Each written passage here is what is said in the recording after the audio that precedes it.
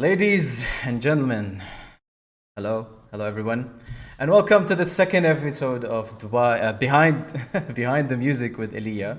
I'm your host Elia Msawir. I have been working with Dubai Media City for the past few months on creating a show that could help artists monetize on their music and try to generate revenue. In my previous episode, which was the first episode, I hosted my good friend Robert Singerman, who talked about the new domain name .music and explained how you can generate a nice income from your lyrics by using his company's services, Lyric Find.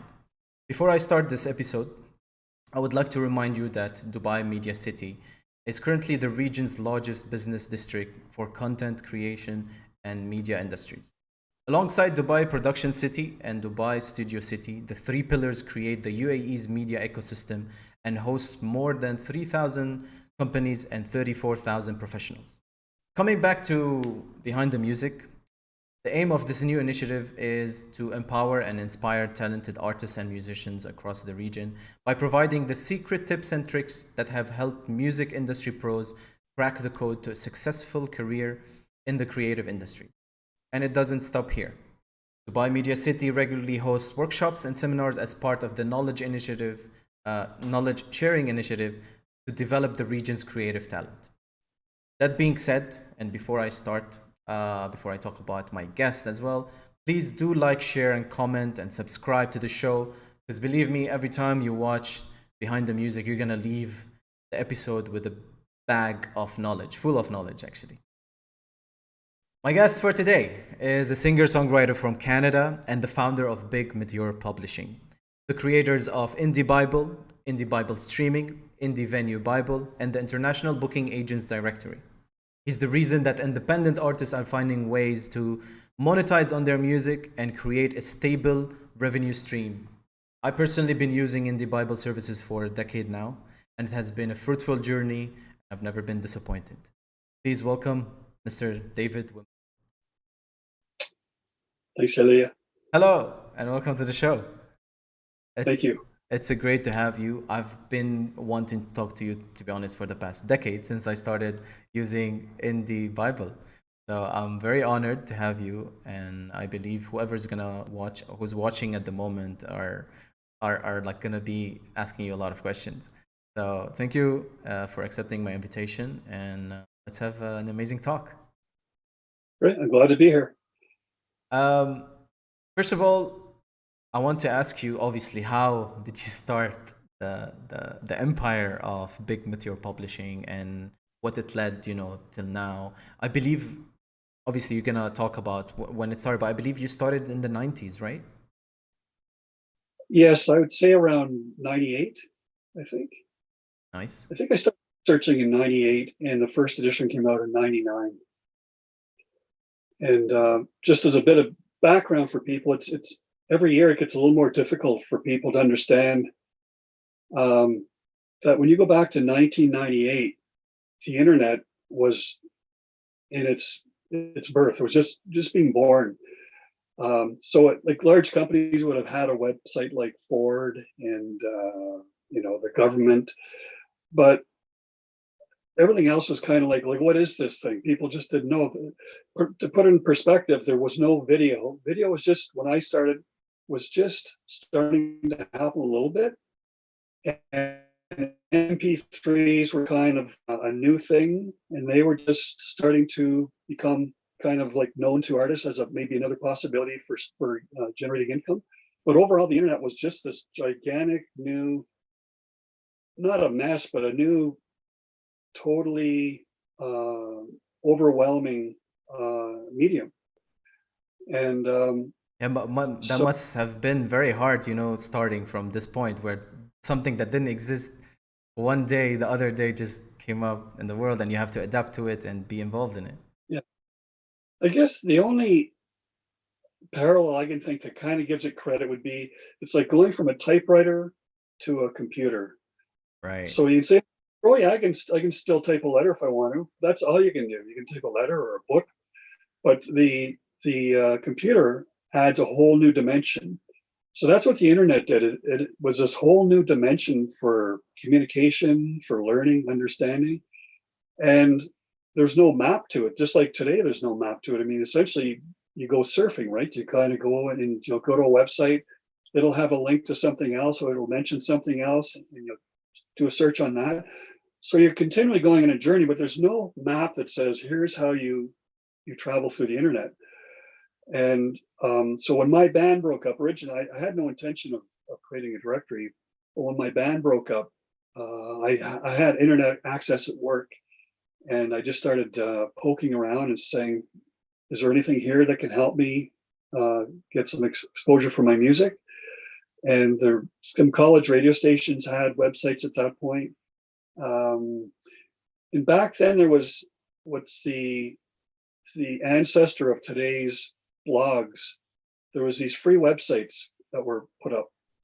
There was like Homestead, Lycos had one. There's one called Zoom, XOOM. And what these were Oh free yeah, websites, yeah. Zoom and XON, yeah. you could put anything you want on it. So what happened is a lot of music buffs, music enthusiasts started putting up websites where they would review music. And so you go to these websites and all the whatever genre. But the problem was, again, this is going back 25 years, is anything with images was super slow to load. So all these free websites would be loaded with all these ads, right? So you go to the website, you go to load the AOL website or the Zoom website, but it would be like 20 minutes because all these ads are popping up and whatnot. And the problem is back then, there was no kind of commitment because it was free. So you could have like a review website, and then on Sunday and on Monday say, I don't want to do this anymore. And then you go on, you move on and do something else. Well, for the artist that was looking to get reviews, they don't know if this website's still active or not. So that was the real challenge back then. Is this like a giant garbage scow of information, like what's real, what's active, and what's non-active. Which brings me to a point that I was asking you before we started the stream, and I was telling you about companies like CD Baby, and you told me like you kind of started in the same phase or same timing. Like, it's amazing how people in the industry saw it coming before anything else. They like yourself jumping from everything physical to started something, it started something, in the digital world, on the internet, on the web. It's, for me, it's very fascinating, and thanks to you and other people that got involved in this, that we are here now, and we see, I believe streaming platforms like Spotify, Apple Music, and all that generated from a work that you guys have done from 80s, 90s, and 20s. So obviously I want to thank you for that. And yeah. Which brings me to my second. Yeah, please. Because one of the most interesting people I ever met is I went to my first music conference. It was in my hometown of Ottawa, Canada. It's just a little rinky-dink music conference. And this guy comes up and I'm selling, this is my first edition at this conference.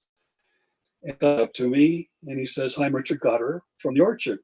And The Orchard back then, there was CD Baby, and then kind of like The Orchard was their competitor. So they were kind of doing the same thing, selling on CDs online. Yeah. But Richard gave a talk, and remember, this is going back, this is probably about 19.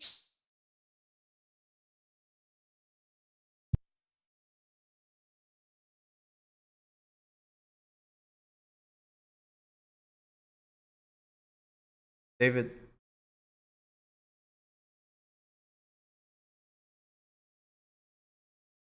David.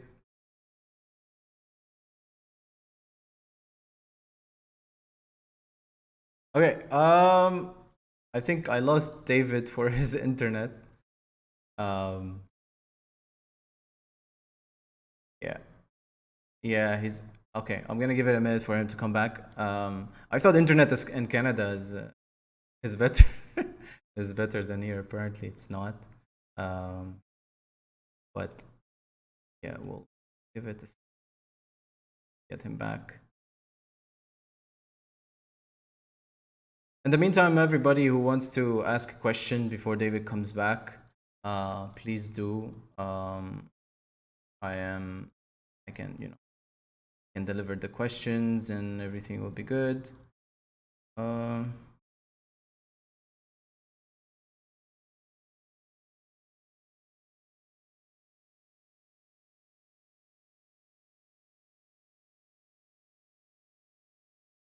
yeah, David completely lost his internet.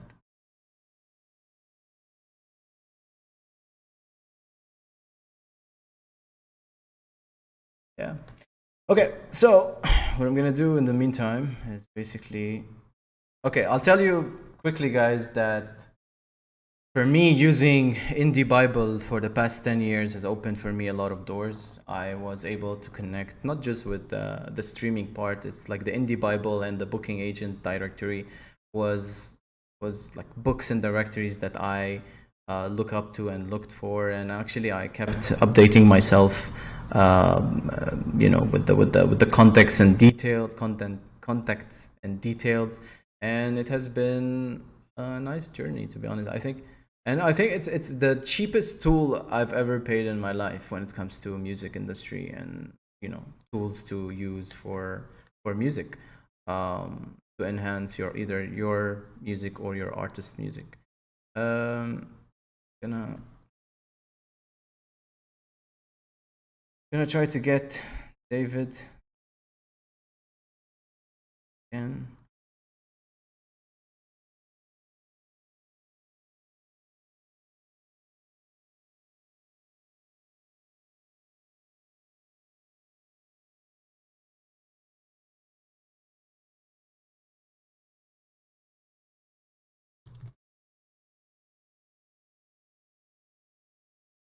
Okay, in the meantime, if you have any questions regarding Indie Bible and Indie Bible streaming, please shoot your questions. As soon as David comes back, I'm gonna definitely be sending him the questions and trying to pick his brain up on things. And yeah, hopefully we'll get him back anytime soon. I don't know what happened to the internet in Canada, but it was working perfectly, and then suddenly we lost him, and yeah. Big Has with a question. I'm gonna wait for David to answer you this, but definitely it's a very interesting question. Thank you for watching the stream. Pleasure. Big Has is the host for Amplify, which I was watching as well when he was doing amazing things with creative and talented artists, and whether musicians or painters or anything related to art. And I've had I was introduced to amazing talented people, to be honest. We still don't have David with us.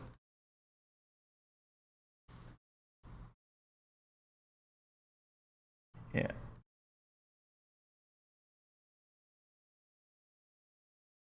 So in the meantime, people ask me, what is Dubai Media City? We thought it's just a city. It's not true.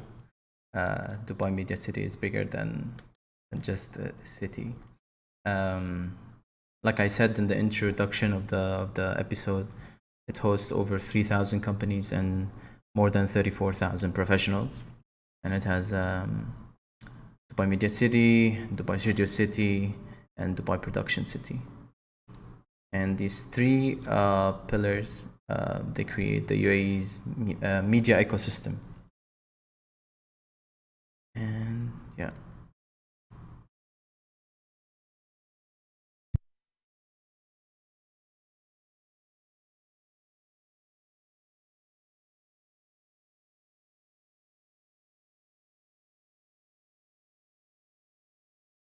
I emailed them, and yeah.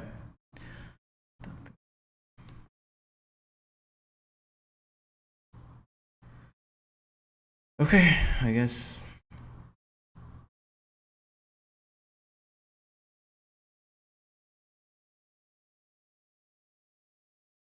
guys, thank you. Oh, okay, we have David again. Sorry about that. Hello. I still cannot hear you, but yeah. Hello, welcome back. Wow.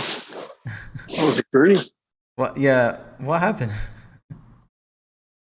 I don't know. I was just talking and it just cut out. So I It's was okay. running around trying to find my trying to get back in. For some reason, it wouldn't let me in at first.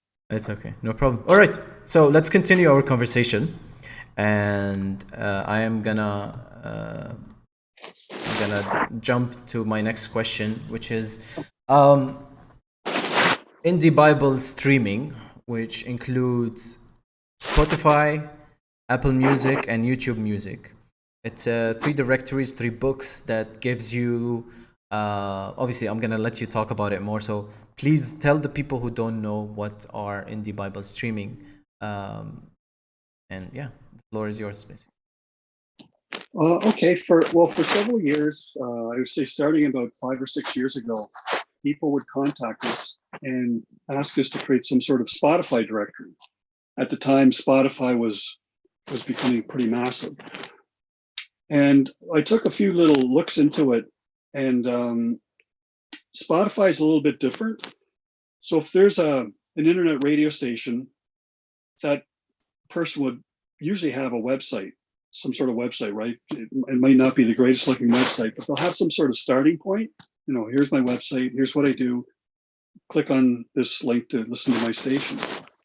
But with Spotify, there's some bloggers that have a station or have a playlist and other people, but most of the playlists on Spotify are just like you're in our neighbors, just regular folks that are music enthusiasts, and they like to have, they create these playlists. So I looked at this and I said, to make a directory of Spotify curators is insane. Because every person out there, you have to do research. You have to try and track them down with these little clues, like maybe their handle name or their, assuming maybe the name they use in Spotify as their ID is something they would use on Instagram or Facebook. And Right. so this is just not practical. And then a few years went by, and it just became, well, this is the direction things are going, and this is becoming like the new radio station. So if artists are going to be successful, like streaming is going to be part of their toolkit. So really had, for me to stay relevant, I had no choice but to create Spotify. So we did that. It was totally insane. Sometimes, they'll have a little profile on their Spotify, a little picture of them with their dog or something. And then you'll have to try and find that on Instagram or Facebook. And something that you learn by doing this kind of research is you can take the wildest name you could ever imagine, and when you do a search for it, there's like 10 of them on Facebook, and there's like 7 of them on LinkedIn or something like that. So it was pretty grueling, but we're very proud of what we came up with. And fortunately, since then, the independent curators have really exploded. So it's a lot easier now to connect with these people. A lot of them go through a service called Submit Hub. I'm sure you've heard of. Of course, yeah. I am on Submit Hub, yeah. Or charge like a couple dollars to the curator, or no, a couple dollars to the artist, and a little bit goes to Submit Hub, and a little bit goes to the curator. And through Submit Hub, that's just kind of added thousands of new curators into this. Right. So that's actually my question. So I'm very curious. I'm very intrigued to, like, in my mind, I think as your company is actually talking to every creator and getting their details, or rather you're getting like from Submit Hub the details, the whole details of the playlists. Oh no, we never talk to people. We just go by their website or for instance, let's take bloggers for example. We would just go to their website, gather all their information. If we were to talk to each curator or each blogger or each label owner, we would wait 10 years for some of these people to respond to us. So We just Correct. Yeah. put the information there. We take it from their mouths. This is what I do. Um, it's a little different with Spotify curators. A lot of them don't have any explanation to what their playlist is about, or they have some gibberish. So we'll kind of fill in the blanks, if it's metal or if it's hip hop or whatever. We'll say, these are some of my favorite hip hop tunes. We always make sure that the playlist has independent music on it. There's no sense in listing it otherwise. It has to be something that's, even if there's a slim chance, there's a chance that an artist can get their music played on it. But no, we don't. Definitely don't. Let's say someone said you call them all up. There's the Indie Bible alone is over 8,000 listings, 8,500 listings. So to call 8,500 people just doesn't make any sense. We just go by what you're telling us. Like on your website, you tell people what you do. So all we're doing is we're relaying what you're saying on your website, telling people that. Yeah. I have so we have Big Haas. He's one of the probably pioneers. I'm gonna call him. He's not gonna like it, but I'm gonna call him pioneer in supporting local and regional talents. He has a question. How can I boost my streams using Indie Bible? Now I'm not sure if he's asking about Indie Bible as it is, or the streaming Indie Bible. But if you want to answer this, that would be amazing. Okay, well, I'll assume that he's asking how can I get more people listening to my music streaming? Correct. Yeah. In Spotify. Well, first off, with our directory, so we have the three: the Spotify, YouTube, and Apple Music. And with all our directories, they come with a guide that has between 25 and 50 articles covering all the different ways of how you can get more bang for your buck. So if it's Spotify, this is how you can best use Spotify to increase listeners. So that's like the management promotional side. For the actual the legwork of getting your music on the streams, that's really not any different from any other medium. But the interesting thing about the Spotify directories is I polled a large collection of curators and asked them for advice that they can pass on to people.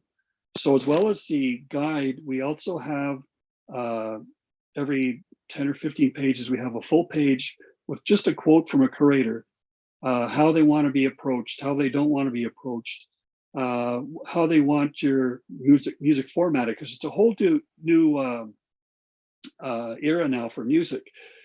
And one thing that, I'll just take a little aside here, one thing that streaming music has kind of really cut out is a kind of a long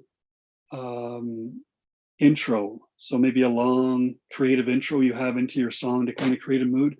They don't want that anymore. They say, you got 5 seconds to get to the point. Otherwise, I'm going to move on to the next song.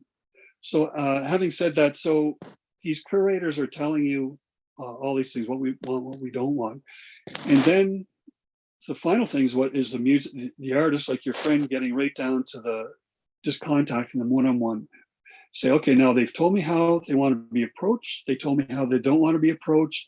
They told me how they want my music, how they want my thumbnail sketch and on my page, and so on and so on. Now it's just the grunt work. You get down, you present yourself to them the way they've asked you to present yourself. First thing is always, that you would know this, being in the music business, find out the person's name. Yes.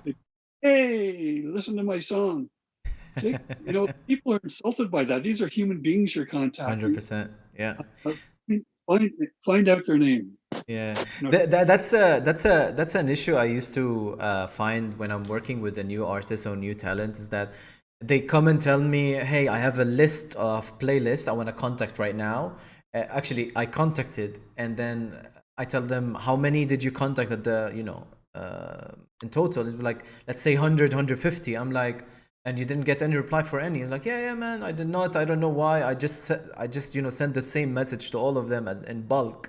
And I'm like, okay, this is like mistake 101 you do when you want to get your song on one of the playlists. And this is something I've always told, whenever I had the Indie Bible, like, go read this, You need to know how to talk to people. Because personally, for me, if I want to work with somebody, I need to actually, it's not about I want them to respect me, but I mean, don't come and tell me, hey, hello, I have my song, you have to listen to it. It doesn't work that way.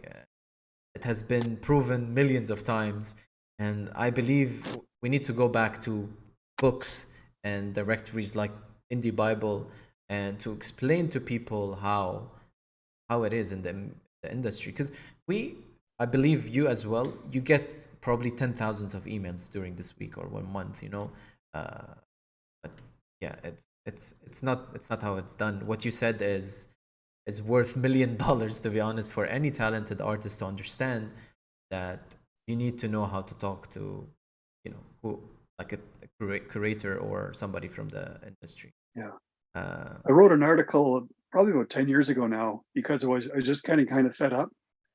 And another question you get is, okay, not only the name, but people still have this belief that there's one method to contact everybody. Like, how do I get in touch with people? So they're going to get whatever this one thing is, that this magic bullet. And I tell people it doesn't work like that. You have to take the time. I mean, we do a lot of this work for people, but you have to go to the website and find out, how does this person want to be contacted? Do they want to be contacted by Instagram, by Facebook, by an email, by phone? And then the second part of that is, how do they want you to send your music, your music? Do they want an attachment? Do they want streaming? Do they want a SoundCloud link? So, there's like 30 ways to contact people and make that first impression, get your music to them. And there's no way of getting by the fact that this is where they have total control as a curator or a blogger. You say, this is how you have to contact me. If you don't contact me this way, I'm going to delete whatever you send me. Yeah, we're not gonna. Yeah, people send out their e-blasts. It's thinking, if I send out 100 and only get 2 interviews, well, that's pretty good. For 10 seconds work. So yeah, it's a hard sell, but it's the way things have to be done to be successful. 100%. This is the model for every industry. It's just, I don't know why in the music industry they think everybody. I was one of them. I was when I was young, I used to do the whole blasting, the bulk emails, the hello there, hello dear sir, ma'am. I know, I didn't know the names. And to be honest, I learned it from my first ever booking. I'm just gonna quick story. 10-11 years ago, my first ever booking for a Middle East artist to perform in Europe. I didn't know what to do. I actually emailed 1,150 festivals around the world, and I only got one reply. I swear to God. In 2 days, I emailed them all, same email, hey there, or hey, the name of festival. I did not know any. I didn't know. I was young, I only got one reply, and that reply was enough, of course, but I learned it the hard way that I needed. Yeah, when I went to Czech Republic, I remember that festival, and then I sat with managers, and they were started talking. I remember the subject was like, yeah, we received these like tons of emails from, let's say, bands. I want you to be my manager, or I think you need to manage me. I'm the next big thing, etc., etc. So it's funny. And yeah, after I came back from Czech Republic, I started studying music management, and I started understanding that I don't want people to come to me and tell me, I want you to manage me. That's like the biggest thing that you should not do with an artist manager, So yeah, I totally get what you're saying. Yeah. Okay. Yeah, I'm guilty too, losing my voice here, but I used to do it as well. But yeah, you learn, and you try and pass that wisdom down to other people. Trying to get my voice back here. Yeah. So it's a small movement of getting people to understand that, because the people that really need to hear it aren't going to read my book, aren't going to read the articles. They're going to just blast away. And what happens too is kind of an offshoot of that, is people that don't pay attention to what genre someone wants to work with. Yes. So if you're working with pop artists and you keep getting music from folk artists and Christian artists and blues, as a curator or a blogger, you're going to be pretty upset after a while. Yeah. So that's another tough lesson that people just they just keep blasting away again with the mathematical numbers that come up with that. Yeah. I'm going to I walk as we talk. Yeah, Get okay. some more. Cool. Okay, that's amazing, and I think everybody should be taking notes on how to deal with not just artist managers, like curators, booking agents, artist managers, festival programmers, you name it. You need to know the person, at least his name or her name, and then take it from there and start, uh, um, you know, establishing a conversation and establishing a relationship before jumping into the music business side of it. Yeah, we all learn, and I hope somebody after watching this episode would actually learn from this experience. I want to jump to another question, which I also use, and I've had all the help to in my career, which is in the venue Bible and the booking agents directory. I believe he's also a jewel in to own as an artist manager, as somebody who wants to tour.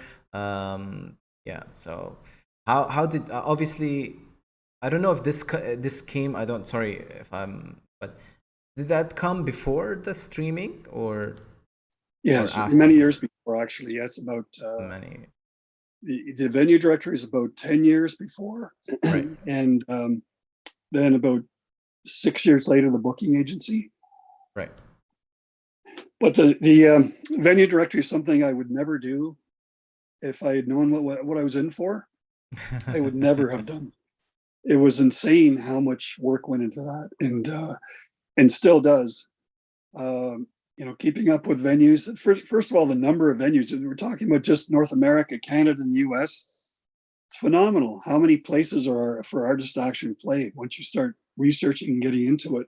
Yeah. And secondly is, of course, they're always shutting down or they're switching to electronic music, or karaoke. So it's very hard to keep up with, and it's just a massive number. We've got like something like 25,000 venues, colleges, festivals that we have to continually monitor and go through each and every one every year to Yeah. see, is this still valid? And of course, whatever people send us throughout the year, say, such and such is closed down, or here's a great venue to add in Cincinnati or whatever. So that's a tremendous challenge. The thing that we take the greatest pride in is for each venue, the research we put into finding which genres does this venue feature. Right. Yeah. And that's where the real research is. I mean, it's Yeah. easy to go to the website, get the contact information, but to find out over a period of 3 months, what kind of bands, what kind of artists does this venue have? That's the real value of what we do. And then we have it like a little color coded, like for each genre. So a person can look at our venue directory for a particular city, find out in an instant where they have a chance of playing. What I found up to that point with any other venue directory that was out there, most of the time people would say all genres, we Yeah. welcome all, which isn't true. They don't have classical, probably not country, probably not death metal. So it wasn't, it was probably not jazz. So it's just to say we have all genres. What they're probably thinking in their mind is we have all variations of metal, or we have all variations of soul and R&B, but they don't have the whole spectrum of genres of music. That's very rare to have something like that. So we were really particular about nailing down what genres this venue works with, and if they had like folk and roots music for most of the time, but once a year they'd have a jazz band in or jazz combo. Well, there's no sense in listening to jazz as a genre because it's like once a year. It's just not worth it. So yeah, we took great pride, and that was tremendous. Out of all we've ever done, that was the most insane, bringing that thing into the light. Yeah. Do you think after now the COVID situation is over, do you think it's time to update the venue list because obviously a lot of venues, Oh, unfortunately. we've already done that. Oh, okay, We're ready to go. Now we've given a lot of places the benefit of the doubt because nice, a lot of places, of course, are on the precipice right now. Like, can we survive? Like once people start coming back. right. So what we've done, we've removed the ones that are definitely not coming back. The ones that are kind of iffy, they're maybe asking for donations. We're leaving those ones in. But yeah, we're ready to go. Nice. See, yeah, this is one of the reasons why I wanted to talk to you since 10 years to have you on a talk. So people could understand that when you have your hands on these directories, you are updated on probably every month basically. I update my indie Bibles every time you have an update, I'm done with it. And the last Spotify, I focus a bit on Spotify more than other streaming platforms, and I notice the changes and the updates in these Bibles, and it's amazing. It's really amazing, and it's not. I'm gonna be honest with everybody. It's not free, but it's worth a McDonald's meal. Let's say, let's put it this way.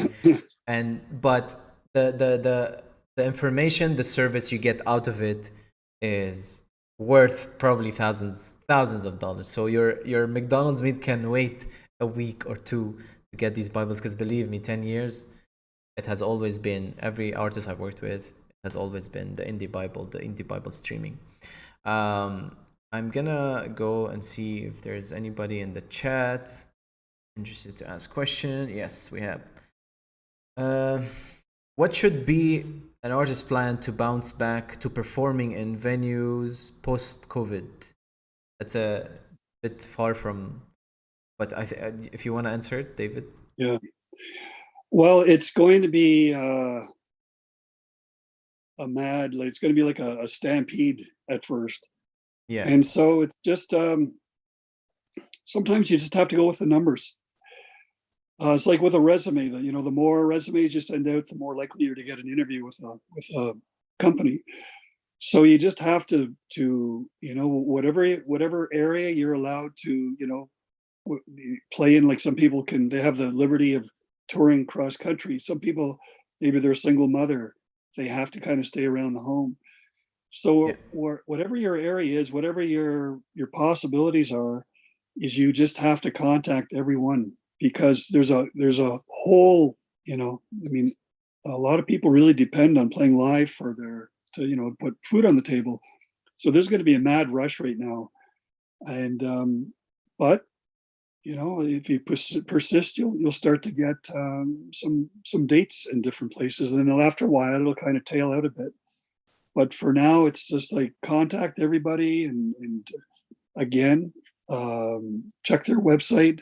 How do they want to be contacted? Do they have a forum, or present your best self, and just get those numbers up there. Start contacting maybe a few people every day. My best, well, not my best advice, but people, what I tell them is, and when you get, one of those down days, when you're down, it seems hopeless, like you're not going anywhere. Those are the days it's really important to do something. Just maybe a phone call or 2 phone calls or a few emails. So take that kind of negative energy and just kind of say, okay, I'm going to do something positive with this. I'm going to take another little tiny step forward into the direction I want to go. Awesome. I think this is the best way to describe how an artist can go back to streaming, but to performing live. I'm gonna before I ask the last question, I'm gonna see if there's any questions. Anybody wants to ask David any questions regarding in the Bible streaming, and how to actually contact creators of Spotify, Apple Music, and YouTube Music, please do so right now. So David, my last question is, what advice would you give to artists in United Arab Emirates or the Middle East that are trying to establish their music career, that are coming from this region and want to, either perform abroad or take their music to Europe or the States or Canada or Asia? What kind of advice from an expert? I think it's just kind of like what I just said before. You need a plan.